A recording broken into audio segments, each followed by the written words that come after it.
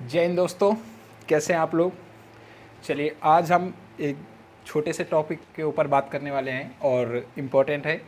काफ़ी ज़्यादा कन्फ्यूज़न होती है इसको लेके हमारे सबके मन में। तो चलिए जिसको आता है भाई उसके लिए तो चलिए अच्छी बात है, और जो साथी जिनको ज़्यादा कन्फ्यूज़न होती है उनके लिए हमारा ये टॉपिक है। तो बात करने वाले हम तराइन के युद्ध। इसमें टोटल 3 युद्ध हुए तराइन के क्षेत्र में, जो 1191 ईस्वी में पहला लड़ा गया, 1192 ईस्वी में दूसरा और 1215 ईस्वी में तीसरा लड़ा गया। तो तीनों की आज बात करते हैं, और इसमें सबसे बहुत ज़्यादा कन्फ्यूज़न होती है कि किसके किसके मध्य ये युद्ध होते हैं।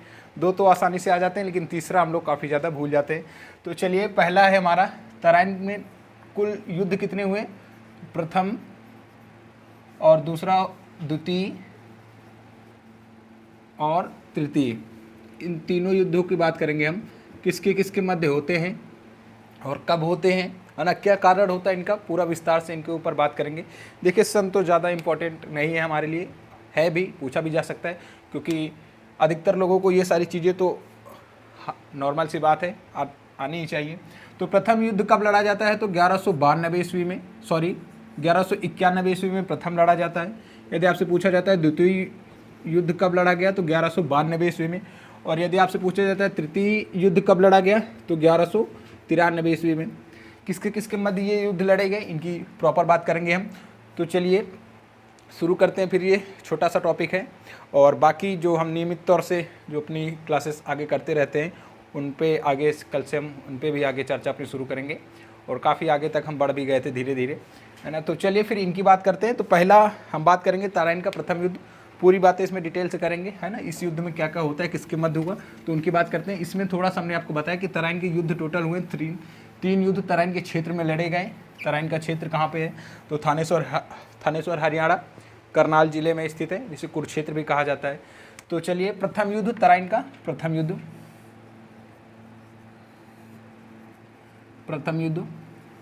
चलिए 1 मिनट रुकिएगा जरा सा। इसमें आप हेडिंग लगाइएगा तराइन का प्रथम युद्ध। हुआ पहला लगाइएगा तराइन का प्रथम युद्ध, तराइन का प्रथम युद्ध। चलिए देखिएगा कब हुआ, तो 1191 ईस्वी में। ठीक है, पहली चीज हमारी इसमें पूछी जाएगी यदि कब हुआ, तो 1191 ईस्वी में। ठीक है, कारण इसके काफ़ी ज़्यादा बताए जाते हैं। बहुत जगह ये मिलता है कि मोहम्मद गौरी, पूरी तरीके से हमने इसके बारे में बात की है, और जो साथी हमारे नए होंगे पीछे की क्लासों में जाके आप देख सकते हैं, तो आपको ये सारी चीज़ें मिल भी जाएंगी। और ठीक है, कब हुआ, तो 1191 ईस्वी में। और इसका कारण क्या बताते हैं कि जो पृथ्वीराज चौहान जी, शासक इनका अजमेर दिल्ली में चौहान शासक होते हैं, जिन्हें राय पिथौरा भी कहा जाता है, पृथ्वीराज तृतीय इनको कहा जाता है। और गौरी के मध्य यह युद्ध होता है। कहा जाता है कि पृथ्वीराज चौहान पंजाब में शासक करना चाहते थे, पंजाब भटिंडा वगैरह में अपना शासन स्थापित करना चाहते थे राजपूतों का, लेकिन वहाँ पे गौरी का कब्जा पहले से होता है ना। और उसी के कारण इन दोनों के लोगों के बीच में युद्ध होता है, और फिर यह युद्ध तराइन के युद्ध में लड़ा जाता है। इसमें इनके पृथ्वीराज चौहान जी विजयी होते हैं, इनके सहयोगी खेत सिंह खंगार जी के उससे, और इसमें गौरी की पराजय होती है। और चलिए फिर कब हुआ, तो 1191 ईस्वी में। पहला क्वेश्चन हमारा यही बनेगा कि तराइन का प्रथम युद्ध कब हुआ, तो 1191 ईस्वी में। अगला लिख आइएगा किसके मध्य होता है, किसके मध्य प्रथम युद्ध, तो भाई तराइन का चौहान साहब जीत जाते हैं, विजयी होते हैं। काफ़ी ज़्यादा राजपूतों की पूरी मिली जुली सेना होती है। जयचंद भी इनके सहयोग में होता है, कन्नौज का शासक, गहड़वाल वंश का शासक जो जयचंद होता है वो भी इनके सहयोग में ही होता है, और इसमें विजयी रहते हैं। तो लिखिएगा गौरी वर्सेस, ये समझ में आ रहा है ना, गौरी वर्सेस पृथ्वीराज चौहान। पृथ्वीराज चौहान राजपूत वंश के होते हैं, पृथ्वीराज चौहान तृतीय, पृथ्वीराज चौहान तृतीय, या इनको इसी लिख लीजिएगा ब्रैकेट में, राय पिथौरा भी इनको कहते हैं, राय पिथौरा। मान लीजिए ऑप्शन में मिल गया कि राय पिथौरा किसके किसके मध्य युद्ध हुआ तराइन का, और उसमें ऑप्शन में ये रहा कि गौरी वर्सेस राय पिथौरा, तो आप समझ जाइएगा पृथ्वीराज चौहान तृतीय जी के मध्य यह युद्ध होता है। विजयी रहे पृथ्वीराज चौहान, ये भी यहीं पे लिख लीजिएगा। विजय रहे, इसकी पराजय हुई, है ना। ज़्यादा पूरा पॉइंट में लिखने की ज़रूरत नहीं है। पराजित हुआ कौन? गौरी। उसके बाद पृथ्वीराज चौहान जी के इसमें सहयोगी होते हैं 2-3 लोग। खेत सिंह खंगार इनके प्रमुख सेनापति होते हैं, और वो गुजरात के शायद राजा भी होते हैं किसी क्षेत्र के, लेकिन यहाँ पे इनके सेनापति के उसमें काफ़ी साथ युद्ध लड़े थे इनमें। तो इसमें विजयी रहे पृथ्वीराज चौहान जी। तो लिखिएगा अगली, इसमें अगला हेडिंग लिखाइएगा, पृथ्वीराज चौहान के सहयोगी।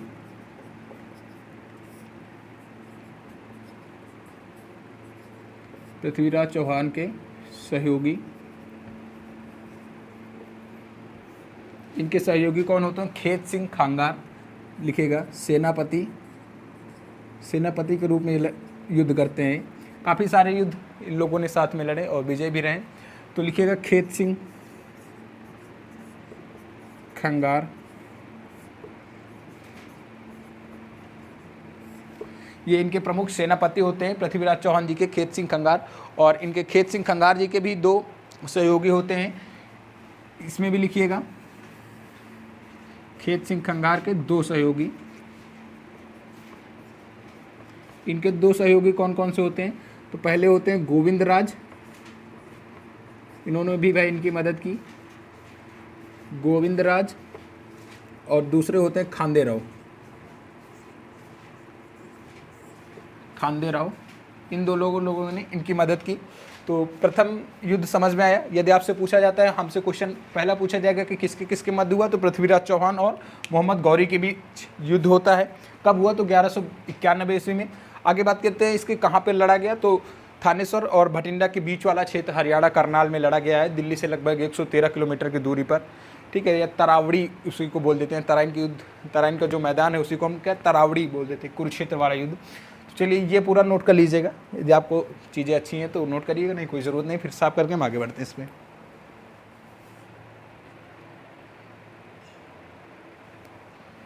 चलिए, इसमें कहा जाता है कि जो तुर्क मुस्लिम थे, गौरी वगैरह तुर्क ही थे, और इनके 80 मील तक इनकी जो सेना होती है पृथ्वीराज चौहान जी की, 80 मील तक इनको मारते मारते खदेड़ दिया था, पूरा मारते मारते इनको एकदम 80 मील तक पीछे भगा दिया था, इनका पीछा किया था। और किसी ने भी जो जितने भी मोहम्मद गौरी के सैनिक होते हैं और जो भी वो सब होते हैं, आने की आगे पीछे मुड़कर देखने की हिम्मत नहीं होती इन सब की। तो इसमें तो भाई पृथ्वीराज चौहान जी ने बुरी तरीके से लताड़ दिया था गौरी को। चलिए ये हो गया ना। इनके सहयोगी आपसे खेत सिंह खंगार जी के भी सहयोगी पूछे जा सकते हैं कि जो पृथ्वीराज चौहान जी ने के सेनापति कौन थे, तो खेत सिंह खंगार। चलिए अगला अगर आपसे पूछा जाता है कहाँ लड़ा गया, तो लिखिएगा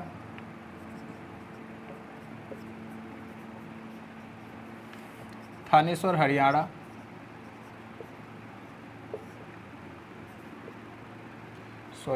थानेश्वर भटिंडा के बीच हरियाणा करनाल।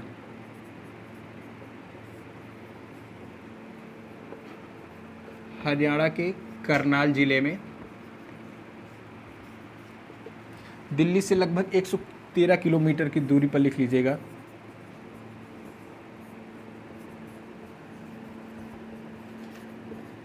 दिल्ली से लगभग 113 किलोमीटर दूर। ठीक है, जयचंद की भूमिका इसमें याद रखिएगा। जयचंद जिसमें पृथ्वीराज चौहान जी के साथ भी होता है, क्योंकि मिली जुली सेना होती है राजपूतों की, इसी कारण इसमें विजयी रहते हैं। 3-4 सहयोगी भी हमने उनकी बात की। तो इस युद्ध में पृथ्वीराज चौहान जी विजयी रहते हैं, या राय पिथौरा पृथ्वीराज चौहान तृतीय। और इसमें जयचंद का भी हाथ होता है इनके साथ, गहड़वाल वंश का शासक होता है, उससे भी एक आधे क्वेश्चन पूछे सकते, कन्नौज का। ठीक है, प्रथम तराइन का प्रथम युद्ध समझ में आएगा सभी को। और कोई चीज़ें आप मिस हो जाती हैं तो आप कमेंट बॉक्स में कर दीजिएगा, उन चीज़ों पर भी सर्च किया जाएगा, अगर मिलेंगी तो ज़रूर बताया जाएगा। तो चलिए अब बात करते हैं तराइन का द्वितीय युद्ध। प्रथम युद्ध समझ में आया ना, 1191 ईस्वी में लड़ा गया है। अगर कोई भी क्वेश्चन आपसे इसमें रहता है तो ज़रूर बताइएगा। तराइन का अब बात करेंगे द्वितीय युद्ध, ये थोड़ा सा इम्पोर्टेंट होगा हमारे लिए। तराइन का द्वितीय युद्ध, देखिए जो इसका सन होता है पूछा गया है काफ़ी परीक्षाओं में, 1-2 परीक्षाओं में हमसे भी पूछा गया है ना।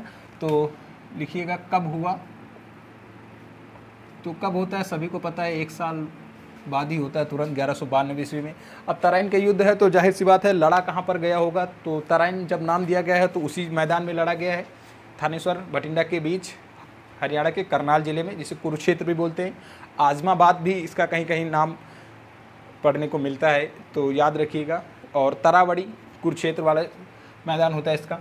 किसके किसके मध्य हुआ, तो इसमें आप याद रखिएगा किसके मध्य,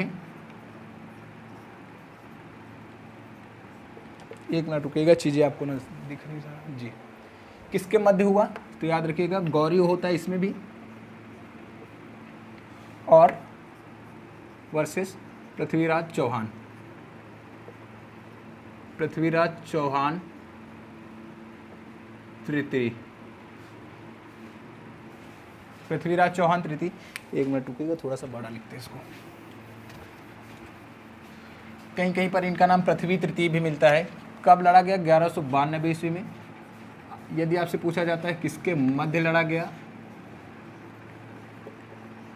तो लिखिएगा गौरी, मोहम्मद गौरी वर्सेस, मोहम्मद गौरी का संपूर्ण नाम, इसका पूरा नाम भी कभी कभी पूछ लिया जाता है, तो मोइजुद्दीन शिहाबुद्दीन मोहम्मद बिन साम इसका पूरा नाम होता है। इसकी प्रॉपर बात हमने पहले की क्लासों में कर रखी है, अगर यहाँ करेंगे तो काफ़ी लंबा हो जाएगा हमारा।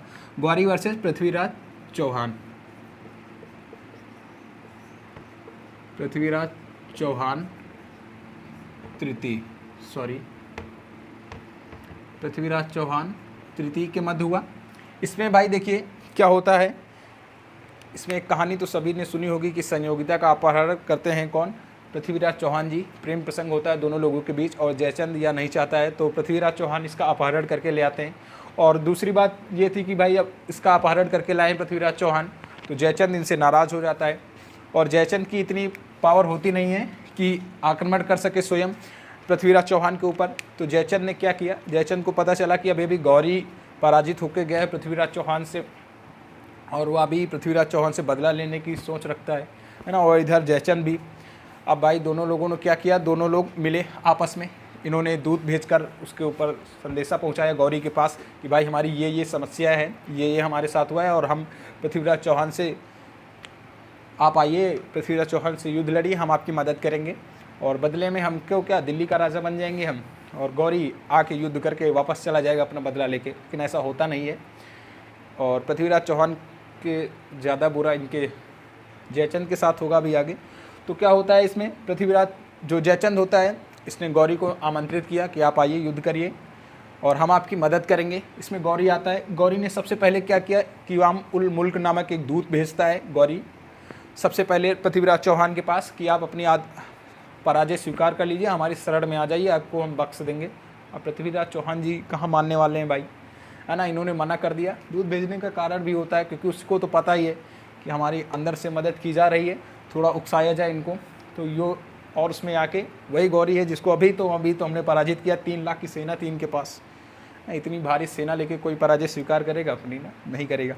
इन्होंने क्या किया, उसको वापस भेज दिया। फिर गौरी आक्रमण करता है 1192 ईस्वी में तराइन के द्वितीय युद्ध में, और इसमें पराजय होती है पृथ्वीराज चौहान की, पराजित हो जाते हैं। लड़ते लड़ते बहुत जगह मिलता है कि इनको कैद कर लिया जाता है या युद्ध स्तर पे ही मारे जाते हैं। ये सारी चीज़ों पे बात नहीं करेंगे, जो हमारे परीक्षा के इम्पोर्टेंट हैं, जो पूछे जाते हैं प्रश्न, उन्हीं पे बात करनी है हमें। तो गौरी विजयी रहा, पृथ्वीराज चौहान जी पराजित होते हैं। इसमें पृथ्वीराज चौहान चंद्रबरदाई इनके जो कवि होते हैं, चंद्रबरदाई पृथ्वीराज चौहान जी के मित्र भी, उन्होंने लिखा है कि पृथ्वीराज चौहान काफ़ी सारे जो वहाँ के राजपूत शासक होते हैं उनसे मदद मांगने के लिए पत्र लिखकर भेजते हैं, लेकिन कोई भी इनकी मदद करने के लिए नहीं आता है। क्यों मदद करने के लिए नहीं आता, क्योंकि इन्होंने संयोगिता का अपहरण कर रखा था।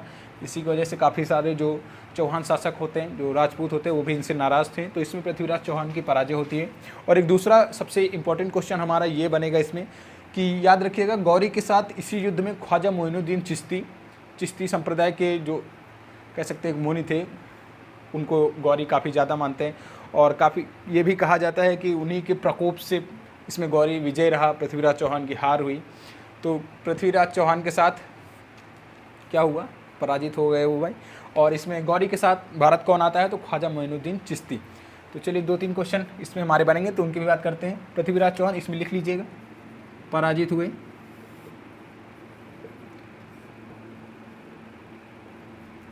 और गौरी विजय रहा, गौरी विजय रहा, है ना, इसकी जीत होती है और पृथ्वीराज चौहान जी पराजित हुए। चलिए अगला लिखिएगा। अब देखिए कहाँ पर लड़ा गया, ये लिखना आवश्यक नहीं है हमारे साथ, है ना, क्योंकि ऊपर लिख चुके हैं। तो लिखिएगा युद्ध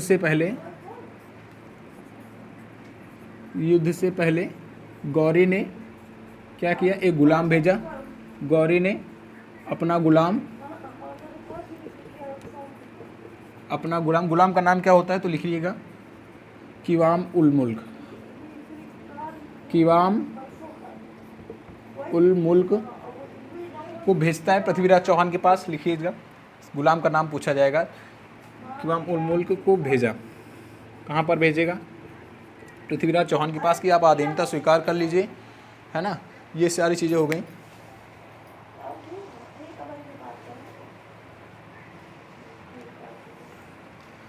चलिए उसके बाद अगला इसी में लिखिएगा, गौरी के साथ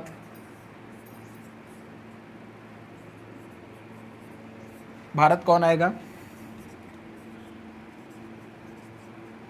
ख्वाजा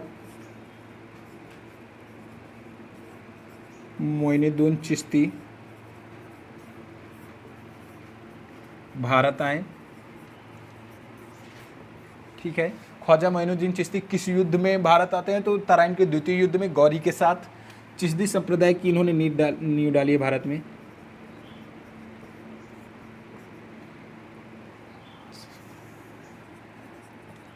चिश्ती संप्रदाय की नींव डाली कहाँ पर, भारत में नींव डाली, भारत में। ठीक है, इस युद्ध में क्या होता है, देखिए ये सारी चीज़ें आप नोट कर लीजिएगा। पृथ्वीराज चौहान पराजित रहे, काफ़ी सारी कहानियाँ हैं इसमें। कहानी के तौर पर याद रखिएगा 1,20,000 की सेना मात्र होती है गौरी के पास, और काफ़ी सारे इसमें ये भी होता है क्योंकि जयचंद इनके खिलाफ था, राजपूत शासक था उसने, और उसके कहने पर काफ़ी सारे जो राजपूत सैनिक थे आपस में एक दूसरे के ऊपर मार काट कर रहे थे उसके इशारे पर, तो ये भी एक कारण था कि आपस में ही ये सब लड़ गए। उसके बाद क्या हुआ कि जो इनकी सेना में हाथी काफ़ी ज़्यादा थे, तो वो सब क्या करते, जैसे ही हाथी आगे जाके हाथी को घेर के, और इनके पास घोड़े बहुत अच्छे थे, गौरी के पास अच्छी अच्छी किस्म के घोड़े थे, और घोड़े से तेज़ तो कोई भाग नहीं सकता है ना, हाथी कितना भागेगा, हाथी का प्रयोग करके आप ऊंचाई पे रहेंगे। तो क्या किया, हाथी को घेर के इन्होंने उसके ऊपर तीर बाण वर्षा शुरू कर दी, तो हाथी न आगे न पीछे अपनी ही सेना को लौट के रौंदने लगा। दूसरा कारण क्या था कि पृथ्वीराज चौहान जी, क्या ये था कि जैसे ही सूर्यास्त होता था ये लोग युद्ध नहीं करते थे। जैसे आज सभी लोगों ने देखा होगा कि महाभारत में जैसे ही सूर्यास्त हुआ शंख बजा, जैसे जैसे आपने तीर कस रखा है, नहीं चलेंगे छोड़ देंगे, है ना, उसी तरह इनका सिस्टम था। लेकिन ये जो तुर्क थे ये ऐसा कुछ नहीं मानते थे, ये रात में भी मार काट करते थे। तो सबसे बड़ा कारण तो यही होगा कि आप सो रहे हैं, आपके ऊपर आक्रमण किया जा रहा है और आप देख रहे हैं, कुछ कर भी नहीं पा रहे हैं। तो सबसे बड़ा कारण ये था कि 3 लाख सैनिक को पराजय का मुँह देखना पड़ा, है ना। अगला इसमें लिखिएगा चिश्ती संप्रदाय, ख्वाजा मोइनुद्दीन चिश्ती को याद रखिएगा, इनकी दरगाह अजमेर में स्थित है, राजस्थान। ठीक है, द्वितीय युद्ध भी हमारा समाप्त हुआ। अब बात करते हैं तृतीय युद्ध की। तराइन के तीनों युद्धों की बात करेंगे आज। ठीक है, इसमें कोई भी क्वेश्चन तो हमारा रहना नहीं चाहिए।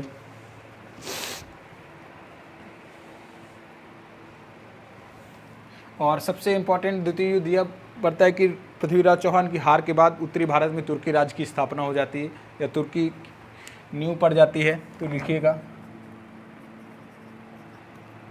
द्वितीय युद्ध के बाद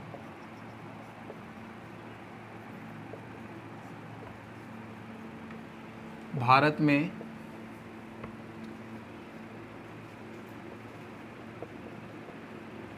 तुर्की राज्य की नींव पड़ी, उत्तरी भारत में तुर्की राज्य की नींव पड़ी। आप उत्तरी भारत का लीजिएगा या भारत में कर लीजिएगा, वही क्वेश्चन है हमारा। और इसमें चंद्रबरदाई का जो कथन है आप लिख लीजिएगा अपने हिसाब से कि चंद्रबरदाई काफ़ी सारे जो वहाँ के सैनिक वो राजा होते हैं, वहाँ पे राजपूत राजाओं को पत्र लिखकर भेजा जाता है, लेकिन किसी ने भी इनकी मदद नहीं की थी। आपस में लड़ मर जाने का सबसे बड़ा कारण ये लिख लीजिएगा कि सूर्यास्त के बाद इनका युद्ध ना करना।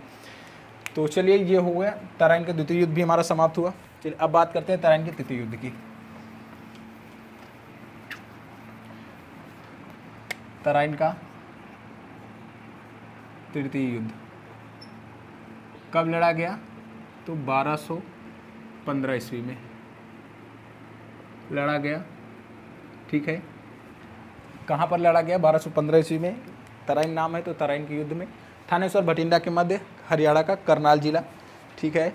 और उसके बाद यदि हम बात करें क्यों लड़ा गया तराइन के तृतीय युद्ध, क्योंकि गौरी के जो गुलाम होते हैं, गुलामों की बात की थी, इसमें गौरी के 4 गुलाम होते हैं, याद रखिएगा।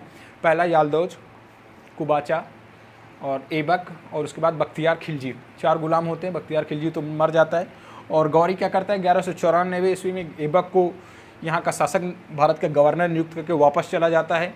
और उसके बाद जब गुलाम वंश की स्थापना करता है कौन, ऐबक।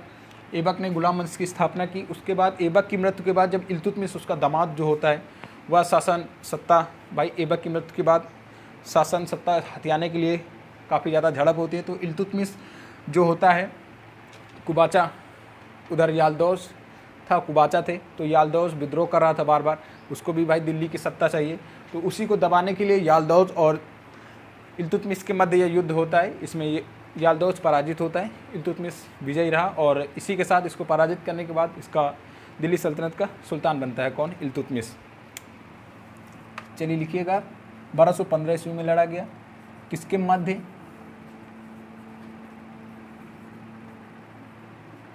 तो लिखिएगा इल्तुतमिश वर्सेस यालदौज। गजनी का सूबेदार होता है, इसको गजनी का सूबेदार बनाया जाता है, गजनी का सूबेदार, गजनी का सूबेदार या गजनी का उत्तराधिकारी यालदौज। और इन्होंने, इल्तुतमिश ने, लिख लीजिएगा इसमें, ख्वारिज़्म शाह की सहायता से, गजनी के ही होते हैं, ख्वारिज़्म शाह की सहायता इसको पराजित करता है, किसको, यालदौज को। इल्तुतमिश ने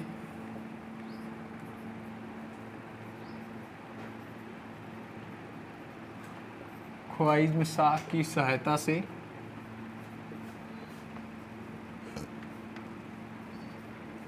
यालदौज को पराजित किया, ठीक है। ख्वारिज़्म शाह की सहायता से यालदौज को पराजित किया, पराजित करके दिल्ली का सुल्तान बन जाता है। तो ख़त्म हुए हमारे तराइन के तीनों युद्ध, ठीक है। अभी भी अगर इसमें आपको कोई भी कन्फ्यूज़न है तो ज़रूर पूछिएगा, कमेंट बॉक्स में ज़रूर करिएगा। और यदि हमारे पढ़ाने के तरीके में कुछ इधर उधर होता है तो उसके लिए भी कमेंट करिएगा कि उसको सुधार की जाए। तो चलिए, उम्मीद है कि आपको ये चीज़ें समझ में आई होंगी। अगर कोई भी क्वेश्चन हमारा इधर उधर जाता है तो आप ज़रूर बताइएगा, फिर उसके बाद आगे की बात करेंगे। यालदौज को थोड़े दिन जेल वेल में रखता है इल्तुतमिश, उसके बाद इसकी मृत्यु हो जाती है। और कहा जाता है कि कुबाचा, तो जो इसका अगला गुलाम था, नदी में कूदकर अपनी जान दे देता है, आत्महत्या कर लेता है, ठीक है। तराइन के तीनों युद्ध समाप्त हुए हमारे। सन जरूर याद रखिएगा आप इनका, 91, 92 और 1215 में तृतीय युद्ध कहाँ लड़ा गया, ये भी आप याद रखिएगा। द्वितीय युद्ध ज़रूर याद रखिएगा। द्वितीय युद्ध में ख्वाजा मोइनुद्दीन चिश्ती भारत आते हैं, इसके साथ, किसके साथ, पहली बार भारत आए गौरी के साथ, गौरी विजय रहा। जयचंद गहड़वाल का आप ज़रूर याद रखिएगा। थोड़ा सा आपको बता देते हैं कि 1194 ईस्वी में चंदावर का युद्ध होता है इटावा में, यमुना नदी के तट पर, यमुना नदी के किनारे चंदावर का युद्ध, अलग से हम बात कर रहे हैं।